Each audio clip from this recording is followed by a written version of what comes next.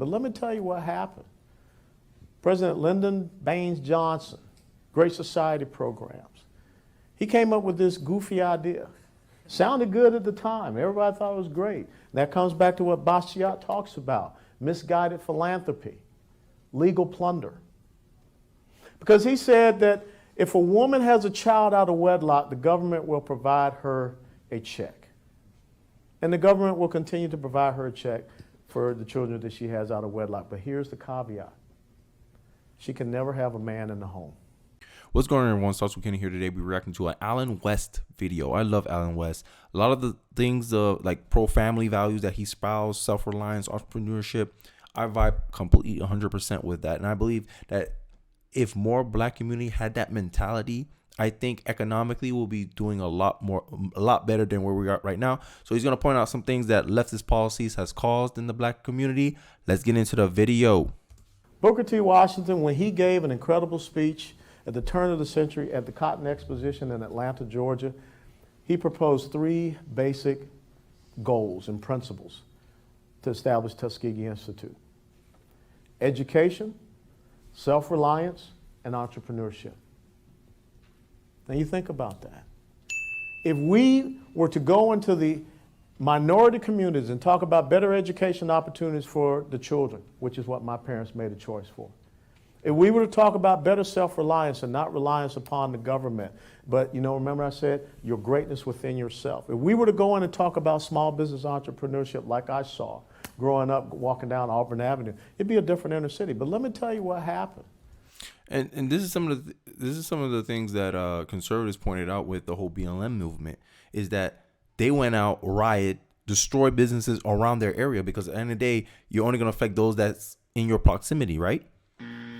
So it stands to reason that most people live in a community that is majority them, right? So if you go out, destroy businesses near your area, you're hurting other black business owners. But they don't see it that way. Nope. They don't. They go, oh, I'm just venting my frustration. And this is what happens when you do stuff based off emotion and not reason. Hey, it's not a good idea. I may be mad about what happened here, but it's not a good idea to go out on the streets and destroy businesses that had nothing to do with what happened to that man on that fateful day. But you can't be rational. It seems like black community, they only value emotional, reactive, but they don't want to take the time to sit there and think slowly about their actions and consequences of those actions. Because now they're complaining about businesses don't want to invest in the community. Well, who wants to invest in a community that has no respect and doesn't care about the destruction in that community? Bruh. If I'm a business owner, and this is why black people, like black business savvy people, don't build in the black community, because they're not respected. They're not appreciated. Look at Deion Sanders. Deion Sanders is a perfect example of this. W.E. Du Bois, the founder of the AACP, said in his book, The Talented 10th, I believe, that if a community fails to keep its most talented and intellectual people in its group, it will always be doomed to economic failure. Now, I ask you this question: Who take care of their most talented people? Do you think black people do that? Nope. They don't. They come in, if you're successful, if you're a black man and you're successful, they have this concept called success guilt. You're more likely to be more guilty of your success than if you grew up in another community. If you're an Asian, you want to be guilty of your success. Nope. If you're white, you want to be guilty of your success. Nope. Only in the black community. Why is that? Because the black community doesn't incentivize its talented people to stay in its community. And then you get these fake pro-blacks that come out here and saying that, oh, you have to sacrifice in good of the people. Nope. Hell no. I'm not going to do what's best for you over my family. That's impossible. That's never going to happen, bro. So instead of making a better offer, made a better counter offer, Jackson State, you want to sit here and chastise Deion Sanders for taking a deal that if I put anybody in the same position as Deion Sanders, 99.99% of the time, they'll take the same damn decision. But all of a sudden, I'm supposed to expect you guys want to do what Deion did. Okay, get out of here. How dare you? No, that makes no sense whatsoever. But this is what goes on in the black community. And then they want to get mad when, oh, they always with white women. These successful black men are always with white women or other groups of people. It's because you don't compete. Last time I checked, black women say they don't compete for men. Bruh. And last time I checked, from a sporting background, my coach always used to tell me, if you don't compete, you lose by default. So, hey, black women, I could make all the excuses for you all in the world. But end of the day, y'all made that choice. Y'all put that culture out there. Y'all have that idea that y'all don't compete for people. Okay. But for a good job, if you don't compete for the good job, you know you're going to lose the good job. But that concept doesn't apply for relationships and dating. Okay. Let's get back into the video. President Lyndon B Johnson, Great Society programs. He came up with this goofy idea. Sounded good at the time. Everybody thought it was great. And that comes back to what Basquiat talks about, misguided philanthropy, legal plunder. Because he said that if a woman has a child out of wedlock, the government will provide her a check. More like provide her an incentive. But let's continue. The government will continue to provide her a check for the children that she has out of wedlock. But here's the caveat. She can never have a man in the home. When I was born in 1961, you can check my numbers.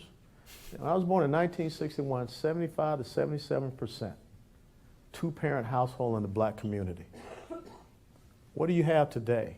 50 some odd years later, 24% two-parent household in the black community. Yo, bro. It doesn't make sense. So let's not look at the intentions, because this is how these lefties like to do it. Oh, but the intention was in a good place. Well, the road to hell was paved with good intentions, bro.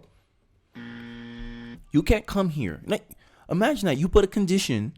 People want the benefit, the trade-off. They weigh the trade-offs, and they're like, okay, I'm gonna make this decision. And then you be surprised why the community is the most poorest community in America. They have the highest rate of single motherhood. Single moms, from an economic standpoint, are the least successful people in any given country. This is why single moms have a higher utilization rate of social welfare programs. Bruh. Tell me if I'm lying. Tell me in the comment section. Let me know if I'm lying right now. So then I say, hey, it's a behavioral issue in the black community. It's a culture issue in the black community, and I get a How dare you? because I make that claim, I make that statement, I give that argument. Come on.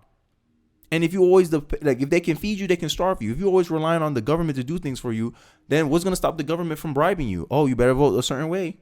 This is why black women are overwhelmingly loyal to the Democratic Party, because they're tied to the state. Their loyalty is to the state, because the state provides most of their benefits, their welfare, the housing, WIC, child care. They look to the government to do everything. When in before times, they used to look to their husband to do it. All you did was replace something. Trade-offs. You just picked the government over having a husband. So when they put out this idea, I don't need no man. Oh, no, you need somebody. You don't need a man because you have the government. That's the only way. That's the only reason women go around saying that. You're going to tell me that a strong, independent woman who's relying on the government said, hey, you're only allowed to have one kid. All these women will go and only have one kid. Literally, the patterns follow it, because right now the government is incentivizing single motherhood. Fair queen hustle. It's a whole hustle. It's a racket. These women have kids by all these different men. They know they can get a check, $2,000 check for each one of those kids. This is why there's that meme when it's tax season, all the black men, all the bums, all the thugs go out for the single moms, because they're going to get that tax return, that massive tax return, because she got like 8 kids under 2 years old. And whenever the government subsidizes something, it's incentivizing that behavior. That's how humans react. Human beings are not machines. These politicians need to understand this. We react based off behavior. And the day you do something, humans respond. And this is the response. Before 1961, 75% married. Black community was married. Now, 2022, 2023, 24% married. What happened? You incentivize a certain behavior.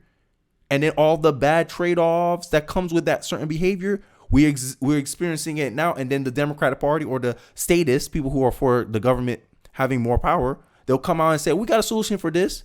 The government started the fire, and they don't want to come up to you and say, hey, I got a fire hose. I could take care of it. No, this is the hustle I'm talking about. And people don't want to look at things slowly. Think about it slowly. They just want to be reactionary. Oh, I need the government because it's satisfying a need for them right now. But in the long term, we suffer as a people. I know I've been rambling. Let's get back into the video. And you look at the crime.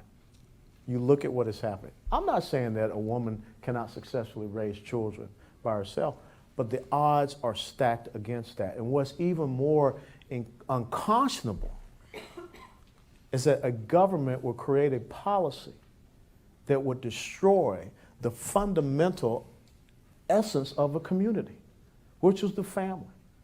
The black family is the reason why the black community survived through, slavery, Jim Crow, segregation, all of these horrible things. Remember what I said? When I got commissioned on 31 July 1982, mommy was on one side and daddy was on the other side. How many kids do y'all see, remember when they're playing football game and the kid scores a touchdown? He said, yo, ma, ma, dad. When the camera goes up into the audience, you very rarely see the mother and father together. Thank God that they were able to develop a talent. But how many others are out there and they're not going to be able to develop and get above and beyond that? That's what the government did. So we've got to tell those stories. We've got to let people know. We've got to talk about principles. Education, self-reliance, entrepreneurship. Booker T. Washington, read his writings. And that's what it's all about in any community. And I agree. That was Alan West. I love the guy.